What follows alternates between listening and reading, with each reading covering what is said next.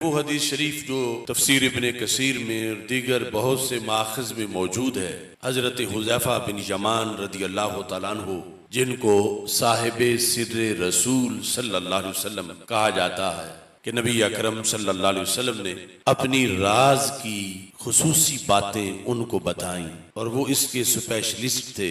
उन्होंने वो हदीस रवायत की, इब्ने कसीर ने उसकी तौसीक की, उसे सनद के लिहाज से भी मुस्तनद करार दिया कि हमारे आका सल्लल्लाहु अलैहि वसल्लम ने फरमाया, इन्ना मिम्मा अतखव्वफु अलैकुम, कि मुझे तुम पर जिन चीजों का खतरा है, मिन तबीज का है, यानी इस हदीस में जो कुछ बयान होगा सारा खतरा वो नहीं, लेकिन जिन चीजों का खतरा है उनमें से एक खतरनाक चीज का जिक्र इस जगह भी किया। किन लफ्जों में?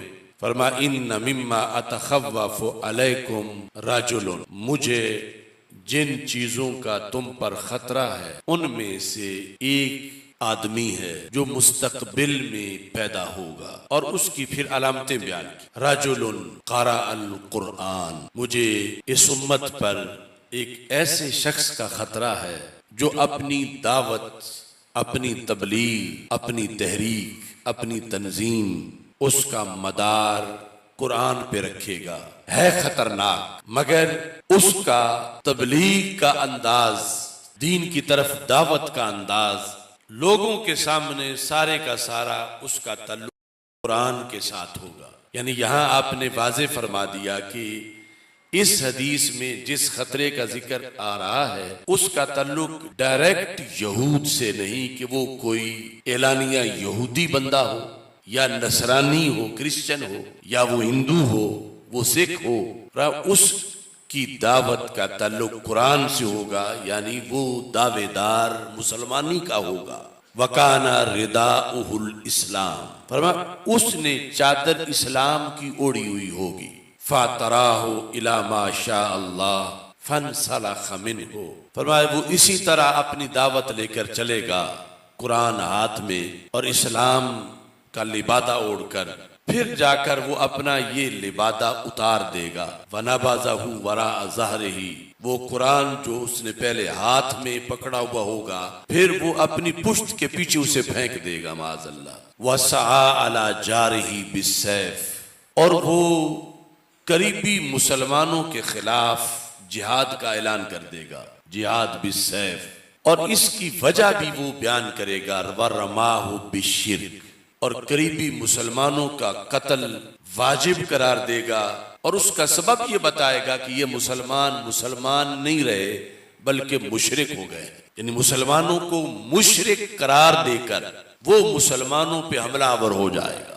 यानी पहले इस्लाम का लिबादा ओढ़ेगा, कुरान से दावत देगा, फिर कुरानी अहकाम की खिलाफवर्जी करेगा, मुसलमानों के कत्ल का फतवा देगा कि मुसलमान कत्ल कर दिए जाएं, इनकी बीवियां छीन ली जाएं, इनका माल छीन लिया जाए, और इसका जवाब ये बताएगा कि चूंकि ये मुसलमान नहीं है, रमाहो बिशिर्क, शिर्क का फतवा लगाकर मुसलमानों के खून के बहाने को जायज करार देगा। रसूल पाक सल्लल्लाहु अलैहि वसल्लम ने सहाबा को फरमा, मुझे इस बंदे का बड़ा उम्मत पे खतरा है कि ये बड़ा खतरनाक बंदा है जो मुस्तकबिल में आएगा। यहूद इतना नुकसान नहीं कर सकेंगे जितना ये करेगा, क्रिश्चियन या हिंदू या सिख या मुसलमानों का कोई दुश्मन इतना नुकसान नहीं देगा जितना ये देगा। और वो मुसलमानों का खून बहाना, मुसलमानों को कत्ल करना, इसको भी शरीयत बनाएगा। यानी एक तो है ना कि जालिम जुल्म कर रहा है, सब समझते हैं ये जालिम है और ये इसने फला मुसलमान को शहीद कर दिया है, लेकिन वो मुसलमानों के कत्ल को शरी तकाजा करार देगा कि ये मुसलमान इस लायक हैं कि जिंदा ना रहें, इनको तहे तेग किया जाए, जमीन इनसे खाली की जाए। क्यों? कि रमाहो बिशिर्क, वो कहेगा कि ये अकीदे में मुशरिक हो चुके हैं और अपने शिरकिया अकीदे की बुनियाद पर कुरान कहता है कि इनसे जमीन को पाक किया जाए माज़अल्लाह। इस तरह वो शिर्क का फतवा लगाकर मुसलमानों का खून बहाएगा, उम्मत की कमर तोड़ देगा कि जब मुसलमानों की जिंदगी उससे महफूज नहीं रहेगी, अब ये सारी अलामतें जब रसूल पाक सल्लल्लाहु अलैहि वसल्लम ने बयान की, हजरत हुज़ैफा बिन यमान रदी अल्लाह तआला अन्हु और दीगर सहाबा सुन रहे थे, तो बिल आखिर हजरत हुज़ैफा बिन यमान रदी अल्लाह तआला अन्हु ने वसल्लम से ये सवाल किया, अय्युहुमा औला बिश्शिर्क अर्रामी बलिल मरमी, या रसूल अल्लाह सल्लल्लाहु अलैहि वसल्लम, सरकार आप ये तो फैसला हमें बता दो ताकि आगे चलते चलते उस जमाने तक ये बात पहुंचे कि जब वो खतरनाक बंदा शिर्क का फतवा लगाकर मुसलमानों के कत्ल को जायज करार देगा और मुसलमानों का कत्लेआम हो रहा होगा, उन्हें मुशरिक करार देकर, तो क्या मुसलमान उस वक़्त के जो हैं वो वाकई मुशरिक हो चुके होंगे या वो शख्स उन्हें गलत फतवे के जरिए से तोहमत लगा रहा होगा, शिरक का इल्जाम देकर, शिरक का तोहमत लगाकर उन्हें वो जुल्मन कत्ल कर रहा होगा। इसका आप फैसला हमें सुना दें। जब आपको उस वक़्त के हालात आज नजर आ रहे हैं तो उस वक़्त दो टोले होंगे, एक उस शख्स की फौज होगी, उसके हमायती होंगे, और दूसरी तरफ वो मुसलमान होंगे कि जिन पर शिरक का फतवा लगा हुआ होगा और उन पे जुल्म किया जा रहा होगा। तो दुनिया ये जानना चाहेगी कि जिन पर शिरक का इल्जाम लगा है क्या वो वाकई मुशरिक हैं, तो फिर ठीक है, मरते खपते रहे, और अगर वो वाकई मुशरिक नहीं, वो सच्चे हैं, तो फिर उन्हें इस बात से बड़ा हौसला मिल जाएगा कि अगरचे हमारी जान तो सलामत नहीं लेकिन ईमान तो सलामत है कि अल्लाह के रसूल सल्लल्लाहु अलैहि वसल्लम ने हमारी हिमायत की है और उस फतवा लगाने वाले को मुजरिम करार दिया है। या रसूल अल्लाह सल्लल्लाहु अलैहि वसल्लम, आप इस बारे में आज फैसला फरमा दें। आज से 14 सदियां पहले जब उम्मत की उस खतरनाक इंसान के लिहाज से ये गुफ्तगू चल रही थी, मस्जिद नबवी शरीफ में हजरत हुज़ैफा बिन यमान रदी अल्लाह तआला अन्हु ने सवाल किया। लफ्ज ये थे, अय्युहुमा औला बिश्शिर्क अर्रामी अविल मरमी। रामी है शिरक का फतवा लगाने वाला, मरमी है शिरक का फतवा खाने वाला, कि जिसको मुशरिक कहा जा रहा है, तो उनमें से हकीकत में खराब कौन होगा? तो हमारे आका सल्लल्लाहु अलैहि वसल्लम ने 3 बार फरमाया, बलिर रामी, बलिर रामी, बलिर रामी। उस वक़्त का मुसलमान मुशरिक नहीं होगा, वो जो फतवा लगाने वाला है वो मुजरिम होगा। ये हदीस शरीफ तफसीर इब्ने कसीर में मौजूद है और इसके अलावा 8-9 इसके माखिज हैं, और इमाम याहया बिन मईन और इमाम अहमद बिन हम्बल जैसे अइम्मा ने इसकी तौसीक की है। अब आप तारीख देखें इस्लाम की, किताल तो बहुत मर्तबा हुआ, कभी तातारियों ने किया, मंगोलों ने किया, कभी कोई जालिम आया, कभी कोई जालिम आया, कभी कोई जालिम आया। उम्मत में किताल शिर्क का फतवा लगा के किसने किया? मुसलमानों का, वो सिर्फ इब्ने अब्दुल वहाब नजदी ने किया।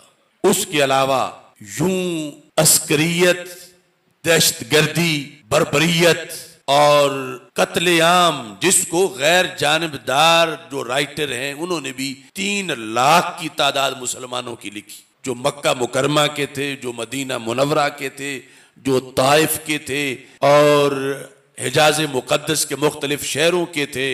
इन सब का कत्लेआम इब्ने अब्दुल वहाब और फिर इब्ने सऊद और वहाबी तहरीक की जो जंगें थी, बरतानिया के टैंक थे और मुसलमानों के सीने थे, और इस तरह करके यानी खून बहाया गया और अंग्रेजों ने ये अपने परवुर्दा जो है वो हिजाज मुकद्दस पर अपने मकासद के लिए मुसल्लत किए। और रसूल पाक सल्लल्लाहु अलैहि वसल्लम की वो बुखारी की हदीस, वैलुल लिल अरब मिन शर्रिन कद इक़तरब, वो शर फिर जिसने यहूद से मुआहदे किए, वो जिसने फिर नसारा से मुआहदे किए, कि सरकार तो फरमा गए थे अखरिजुल यहूद वन नसारा मिन जजीरतिल अरब, के जजीरा अरब से यहूद को भी निकाल दो, नसारा को भी निकाल दो। लेकिन जिन्होंने यहूद को भी अड्डे दिए, नसारा को भी अड्डे दिए, इसराइल को तस्लीम किया, यहूद से दोस्तियां की, वो ये शर्ब है, ये वो शर है जिसके बारे में रसूल पाक सल्लल्लाहु अलैहि वसल्लम ने वो बुखारी की हदीस में लफ्ज शर के साथ उसको बयान किया। और जो तफसीर इब्ने कसीर है उसके अंदर लफ्ज रजुल और फिर उसकी अलामतें जिक्र करके नबी अकरम सल्लल्लाहु अलैहि वसल्लम ने उस फितने का तज़किरा किया। और आज वो फितना है कि जिसकी वजह से पूरी दुनिया में कहीं मुसलमान सर नहीं उठा सकते, क्योंकि इनका सर इस मरकज़ इस्लाम में बैठे हुए सौदागरों ने गैरों के सामने शर्मिंदा कर रखा है, गैरों के सामने झुकाया हुआ है। ये किस मुंह से अपनी हुर्रियत, अपनी अजमत और कुरान व सुन्नत के अहकाम को बयान करें कि ये जिन अहकाम का तज़किरा अजम में बैठकर या किसी जगह भी करते हैं तो यहूद कहते हैं कि तुम्हारे मरकज वाले तो हमें तस्लीम कर चुके हैं। क्या उनको ये आयतें नहीं आती? क्या उनको कुरान नहीं आता? क्या वो काबे की मुफ्ती नहीं है? क्या वो हरमैन के खादिम नहीं है? जब वो हमें सब कुछ तस्लीम कर रहे हैं तो फिर तुम किस मुंह से हमसे मुखालफत करते हो?